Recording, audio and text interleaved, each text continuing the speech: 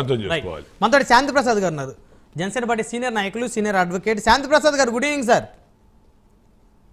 నమస్తే బ్రహ్మాండ, ఉన్న పెద్దలకు చూస్తున్న నమస్కారం. ఏంటంటే అసలు రిజల్ట్స్ రాకముందే 2 వారాలు సమయం ఉండగానే కూటమి నేతలతోటి అధికారులు టచ్లోకి వెళ్తున్న పరిస్థితి ఆంధ్రప్రదేశ్లో స్పష్టంగా ఉంది. ఇప్పుడు మురళీ గారు చెప్పినట్టు 2-3 అధికారులు కూడా మురళీ గారిని సంప్రదించి అడిగినటువంటి పరిస్థితులు ఉన్నాయి. మాకు పోస్టింగ్స్ కావాలి, మేము పార్టీ ఎక్కడా కూడా మేము న్యూట్రల్గా ఉన్నాము అని చెప్పేసి. అంటే ఈ అంత కాన్ఫిడెన్స్ ఉందా కూటమి అధికారులకు వస్తున్న అధికారులకు కూడా? సరే, సమాజంలో ఈరోజు స్వార్థం అనేది చాలా బాగా పెరిగిపోయింది. అందులో అధికారానికి దగ్గరగా ఉండే వాళ్ళకి బాగా పెరిగిపోతుంది. ఇదివరకు రాజకీయ నాయకులు అంటే ఇప్పుడు రాజకీయ నాయకులు మించినట్లుగా అధికారులు తయారవుతున్నారు. అధికారులు ఐఏఎస్ ఐపీఎస్ ఏ స్థాయికి దిగజారంటే చివరికి బంట్రోతులుగా మారటానికి కూడా ఎక్కడా కూడా వాళ్ళు ఇబ్బంది పడతారు. ఇది తమకు కీలకమైన పదవులు రావటం కోసం, కీలకమైన అధికారాలు చేపట్టి తాము కూడా ఒక నాయకులుగా చలామణి కావటం కోసం చాలా మంది ఐఏఎస్ ఐపీఎస్ కూడా చూసాం. ఏదో ఒకసారి ఒక డైలాగ్ ఉండేది, బావ కళ్ళలో కన్నీరు ఇది ఆనందం చూడటం కోసం అని. అధినేత కళ్ళల్లో ఆనందం చూడటం కోసం కొంతమంది దిగజారి ఏ రకంగా పౌరుల మీద కేసులు పెట్టారో, ఆ రోజు అమరావతి రైతులను బెదిరించారు, ఇవన్నీ కూడా మనం చూసాం. అవును, చెరువు నిండితే కప్పలు వస్తాయి. మీకు సింపుల్ గా చెప్తున్నారు భావం. అధికారం ఎటువంటి అధికారులు అడిగిపోతారు. ఇందులో పెద్ద విశేషం లేదు, వింత లేదు. ఈ 75 సంవత్సరాల భారతదేశ చరిత్రలో కేంద్రంలో కానీ రాష్ట్రంలో కానీ జరుగుతున్న తీరు తంతు ఇదే. కొంతమంది ఏంటంటే రిటైర్మెంట్ దగ్గరలో ఉంటారు కాబట్టి వాళ్ళు రిటైర్మెంట్ అయ్యే టైంలో కొద్దిగా ఉన్నత పదవుల్లో ఉండి కొద్దిగా కమాండ్ చేసి గౌరవంగా తప్పుకోవాలి కొంతమంది ఉంటారు. కొంతమంది ఎవడొచ్చినా సరే నా నీతి నా నిజాయితీ అని పట్టుకుని అలాంటి వాళ్ళు ఉంటారు.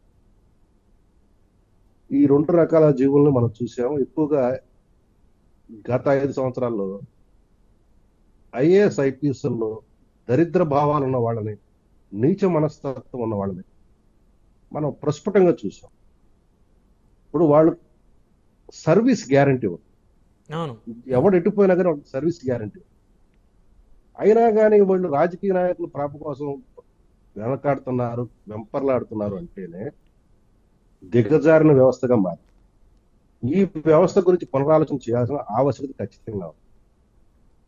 వీళ్ళ పనితీరు గురించి కూడా మనం మదింపు చేయాల్సిన అవసరం. ఎక్కడి దాకా ఎందుకు రాష్ట్రంలో ఈ సిఎస్ ని, ఈ డీజీని తొలగించాలి అనేటువంటి డిమాండ్ వచ్చింది. సరే, సిఎస్ వదిలేసారు, డీజీని. గత స్థానిక సంస్థల ఎన్నికల్లో అప్పటి చీఫ్ సెక్రటరీ ఏ రకంగా ప్రవర్తించింది, ఎంత దిగజారి ప్రవర్తించింది, తర్వాత ఆమెకు ఎటువంటి పదవులు ఇచ్చారు, ఇవన్నీ కూడా మనం చూసాం. ఆ తర్వాత స్థానిక సంస్థల ఎన్నికల్లో ఇచ్చిన ఫిర్యాదులు పట్టించుకోకపోవటం, వీళ్ళు వ్యవస్థ మూలుగుని దిగజారుస్తున్నారు సార్. వీళ్ళు వ్యవస్థలో ఉన్న మూలుగుని తినేస్తున్నారు ఈ ఉన్నతాధికారుల పేరుతో. కాబట్టి వీళ్ళ గురించి ప్రభుత్వం అధికారంలోకి వచ్చేటప్పుడు కొత్తగా మరలా అటువంటి వాళ్ళని జాగ్రత్తగా గమనించి వాళ్ళని ఏరి పక్కన పెట్టి నీతిగా నిజాయితీగా ప్రభుత్వానికి మాత్రమే పనిచేసి ప్రజల కోసం మాత్రమే ఉండే వాళ్ళని మనం ఉన్నతాధికారులుగాను ఆ కీలక పదవుల్లో పెట్టాల్సిన అవసరం అయితే ఉంది. ఎందుకంటే ఈ సివిల్ సర్వీస్ అనే వ్యవస్థని నేను కొద్దిగా దగ్గరగా చూసిన వాడిని. నేను కూడా, అంటే నా అదృష్టం బాగలేదు, నేను కూడా సివిల్ సర్వెంట్ అవ్వాలని కోరుకున్నాను 90 దశకాల్లో. ఓకే, ఇప్పుడు నాతో పాటు అప్పుడు చదివిన వాళ్ళు ఇప్పుడు చాలా మంది ప్రిన్సిపల్ సెక్రటరీలుగా ఉన్నారు. ఒకటైతే చెప్తాను సార్, వ్యవస్థలో రాజకీయ నాయకుల్లో చీడ పురుగులు ఎట్లా ఉన్నారు, అధికార గణంలో కూడా చీడ పురుగులు ఉన్నారు. వాళ్ళని వేరే అయిపోతే ప్రజాస్వామ్య వ్యవస్థ మూలుగు దెబ్బతీస్తారు. ఎన్నికల తర్వాత జరిగిన హింసాకాండ చూడండి. ఈ హింసాకాండకి రాజకీయ పార్టీల కారణం ఉందామా, అధికారుల అలసత్వం కారణం ఉందామా? కానీ ఆ హింసాకాండ గురించి వైకాపా మంత్రులు అంబటి రాంబాబు గారు లాంటి నేతలందరూ కూడా ఇది పోలీసుల వైఫల్యం అని చెప్పేసి అంటా ఉన్నారు. కూటమి నేతలకి పోలీసులు సహకరించారని చెప్పి కూడా మాట్లాడుతూ ఉన్నారు. ఎస్పెషల్లీ పల్నాడు జిల్లాలో. రాజకీయ రాజకీయ నాయకుల మాటలకి అందులో మీరు చెప్పిన ఆ దిక్కుమాల వెధవ పేరు నేను నోటితో వదిలేండి, ఆయన మంత్రిగా ఉన్నారు, ప్రస్తుతానికి కూడా ఆపసర మంత్రి అనుకోవచ్చు ఆయన్ని. మంత్రి లేదు గాడి గుడ్డలేదు సార్. చూడండి సార్, కుక్క తీసుకెళ్లి సింహాసనం మీద పెట్టేది కుక్కే తప్ప దాన్ని సురకం అనరు.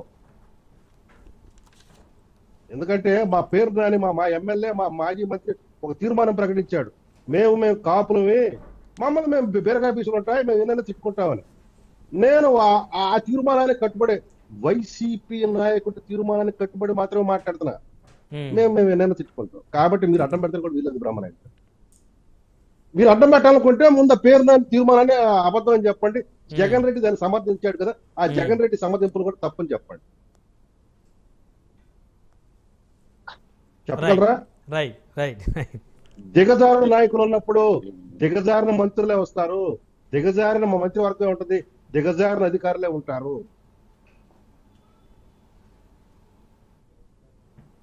వ్యవస్థను దెబ్బతీసే వాళ్ళే ఉంటారు.